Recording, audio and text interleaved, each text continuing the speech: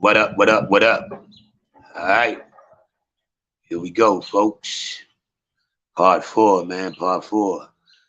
Like, subscribe, and share, folks. Like, subscribe, and share. It's Yacht Shot Town's finest, baby. Man, I told y'all I was gonna start back on my way to Baltimore. I'm coming back to be more, but I've actually got to interject a little ending to the Chicago situation. You know, John Shaft, salute my brother, salute my brother. Man, I'm giving him the history of Mr. Yak, you dig? And there's no format to it, man. So I'm just, man, I'm doing what it do, man. However it come, that's how it, when it pop in, man, that's what I got to give him, man, because it's all factual, though. But before I wind up leaving, going back to Baltimore, it was a little bumpy road right there, because I know for the most part, y'all remember I was with my kid's mom. Now, as we was young when we got together, so you know, as you start elevating and maturing, and man, sometimes people start growing apart, especially when you started out so young and you was like really into a serious relationship for years. You know what I mean? And once you start growing into your manhood and females start growing into their womanhood, your attractions become different and so on and so on. So around this time I was putting my albums out, my second album out, me and my kid's mom was going through like a bumpy road / transition of like growing apart. And man, we was living in Stone Terrace. Stone Terrace is an infamous area on 83rd, right off of Halsted Street. Now, when I say Stone Terraces, these are like row homes, but these are projects. You feel me? And me and my kid's mom and my kids would stand there, and I'm this black pea stone capital, man. They nothing over there but brothers. You know what I mean? And I'm a GD. But you remember I told y'all the little youngsters little young cats I put on with me, the scandalous side, that's actually they hood. So man, Lipinski, what up, what up? Salute, salute. That's actually scandalous side's hood. So they was, even though they was plugged in and representing that area, they had a whole nice little, you know what I mean, love for big bro, you know? So man, me and my kid's mom started going through some transitions. I started straying off doing, you know how we do, man. You start growing apart from women, and women start growing apart from men. So I start jumping out there doing me. Especially now I'm doing this music. So you know what I mean? That's bringing forth like a, man, ABG, salute, salute, salute. That's bringing like a whole lot of energy that my kid's mom wasn't even digging. You know what I'm saying? So it's like, man, but me, I'm in my 20s now, so I'm a young G, you know, and I'm, man, plus I got a nice buzz in the street, so I got a lot more options than a nigga had before. So it's like, man, me and the kid's mom went through a mean situation where it got, and mind you, I'm living in Stone Terrace. These are black pea stones area, like to the T. And one of the big stones came home. And ironically, him and my baby mom start messing around on the low, you did. I ain't know nothing about it. How I actually found out about it, man, I come home from work one day, I put my key in the door, bam, that motherfucker ain't work. Like, what? Straight, I'm like, that's how the shit.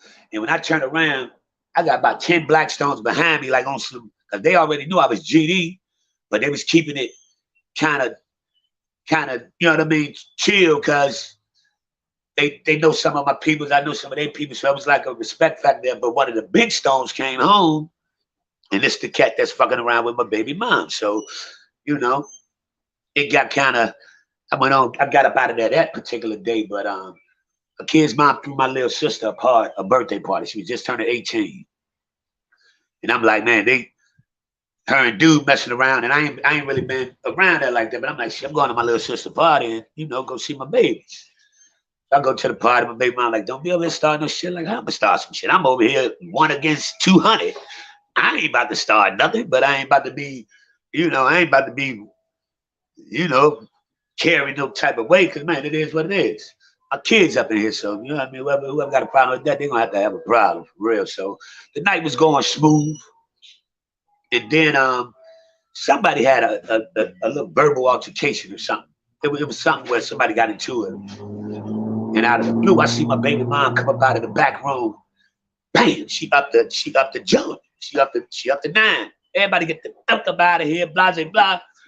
And now outside it's black stones everywhere. And I'm the only GD in this whole vicinity right now.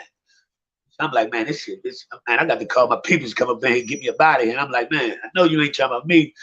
She turned them up at me like, man, shit, get your black ass up out of here too, you dig? I'm like, whoa. That was like, man, that's when you know a scorned woman can do some vicious things. You understand what I mean? It's like, man, I'm like, I said, you do know my baby's up in here, right? You do know if I step up out of here off my squares, this could go left me to kind of, you know what I mean? So I'm like, man, that was the day, man.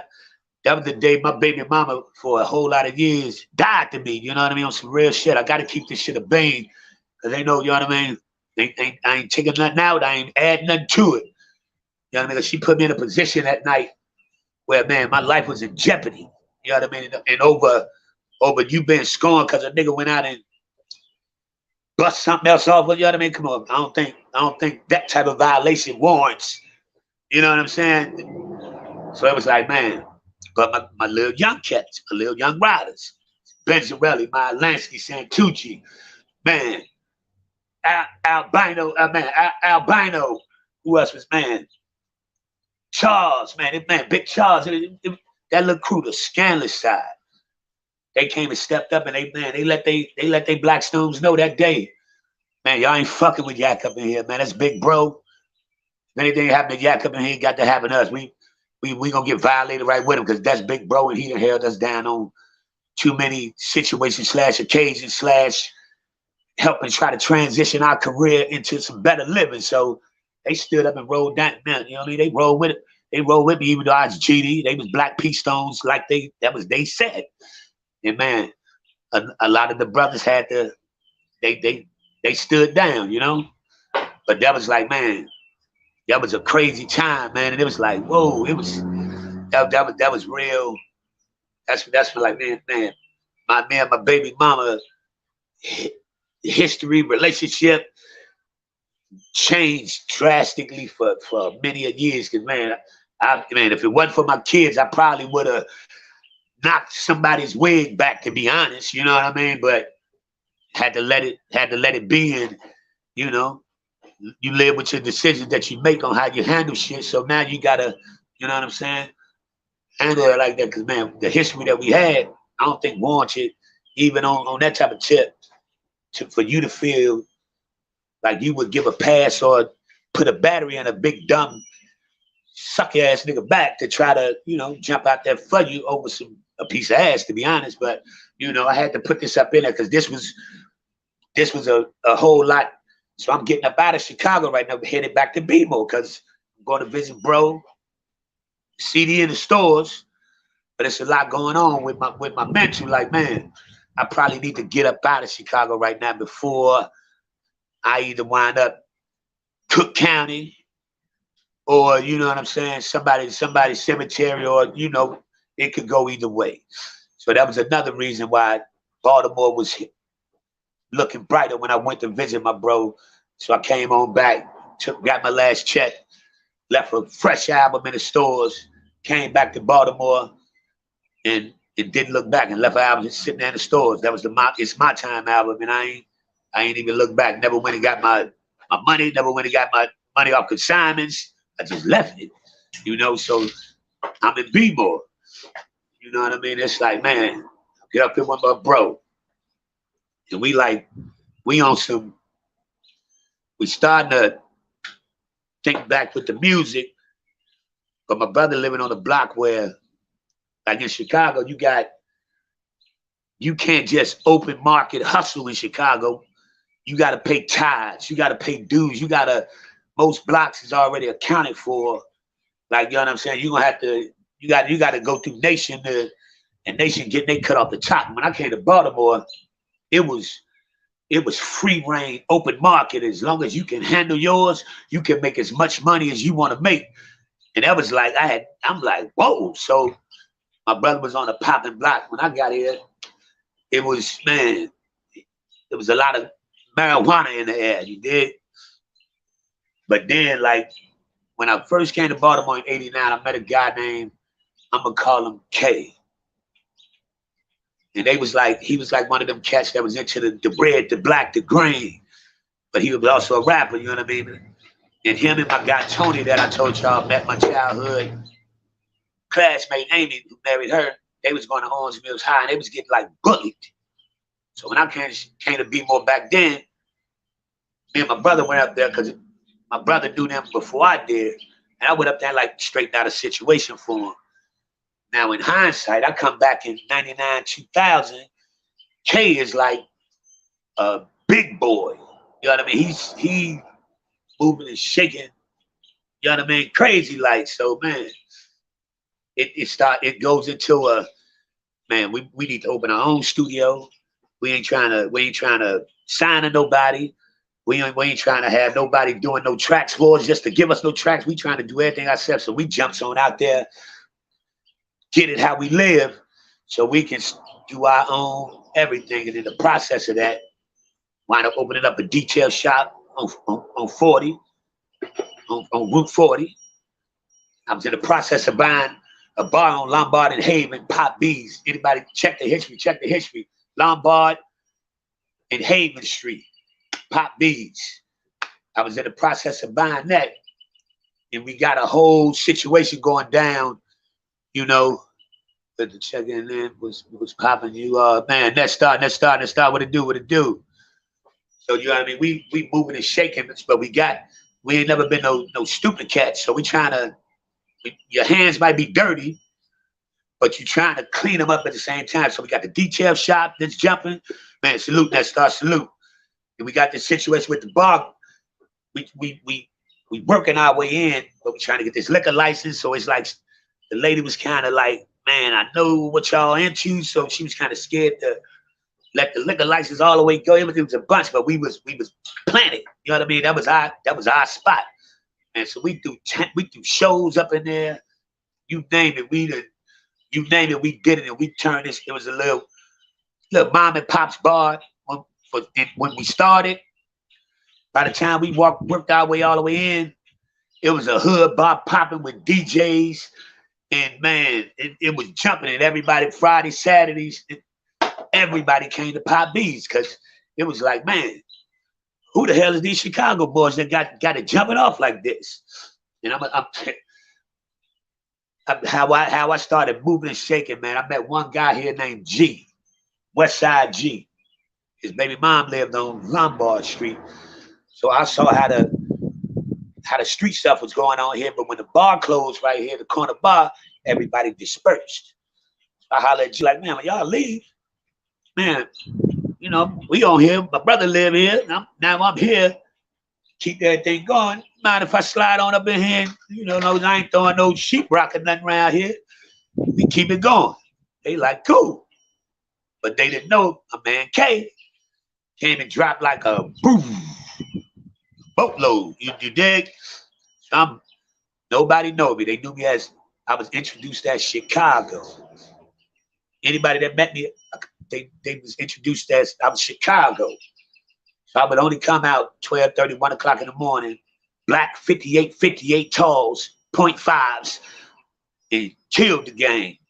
And everybody coming looking for Chicago, and nobody know who the hell Chicago is. And by the time they realized who I was, it was too motherfucking late. You know what I mean? So it's like, man, so we did what we had to do to open the studio up. We started doing, I had one of my Indian homies, Sean Herman. They had a nice piece of land on their father's little property, and we wind up going and getting one of them, you know, you know how to they sell the sheds on the side like a Home Depot, shit like that. We went and bought one of them sheds, soundproofed it, sheetrocked it out, painted it, bam. Ran the electricity from one spot to the crib, everything real tight, and we got our own studio sitting out in the cut. But we moving and shaking and doing what we do. And the music, man, started back jumping. And I met some New York cats. Matter of fact, Male Murder, Blood, Male Murder, Lil Willie, Teefy. These was some New York blood cats that I met down in Highlandtown. And they was out here moving and shaking the same way, you know what I mean? But they, you know what I mean? They was on some, it was real respectful, you know what I mean? But they was getting a nice piece of change. I'm down here moving and doing my thing, getting a nice piece of change. And Teefy, Male Murder, and me and Mel got 3 songs together right now, man. Still to this day, one of the tightest spitters. He came from New York. I believe they was from the Bronx. Don't quote me on that, but it was either Bronx or Brooklyn, but I believe Bronx. And they wind up, man, we got real tight, real close, and got the movement and transitioning, doing the music, doing the street shit, and doing, you know, doing what we trying to do to get this studio and shit going. And we started, man, that's when it, R.I.P. started back. And me and my brother put together a hell of an album, man, where we knocked these niggas' head back for real. And then we always said, whatever we was doing on the block, we never did at our detail shop. We never met nobody up at the bar we was buying. But then I wind up bringing my other best friend from Chicago, which is my brother, Tommy motherfucking Guns, or AK-187. I bring his ass here. And we had this white boy coming from Pennsylvania, spinning that cheddar, you dig? And on some trying to rush shit, my brother had him meet him at the car wash. And that was the biggest mistake he could have did, because, man, after he left, the next day, and it was my birthday weekend to be exact, I'm at East Point Mall getting a Sean John velour sweatsuit and some mics. My phone rang, bam, they running in the crib. My brother's phone rang, bam, they running in the detail shop. Tommy's phone rang, bam, they running in the bar. Shit got real like that. And it all was because of one sale. All because of one sale, man. It was all because of one sale. And we got a female friend from Chicago that lived in Virginia. And man, when they looked for us, when everything had popped up, we went hit Virginia. I'm gonna give y'all the song. We got a song called The Truth.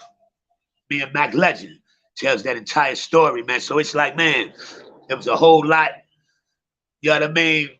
A whole lot going on, man. So finally got names and clear and time situated and all that type of stuff. And we did one album, but it got killed because it was a funky situation we had to get ourselves into. And like, man, I stayed here. After that, my brother moved back to Chicago, and I'm still in Baltimore. So it was like it flipped this time. Instead of him staying here and me going back to Chicago, he went back to Chicago, and I stayed in Baltimore. You know what I mean? So it's like, and the same thing happened. He went to Chicago and did 2 solo albums, the same way I had did 2 solo fucking albums. You know what I mean? How ironic is that, right? You know what I mean? It's crazy, man.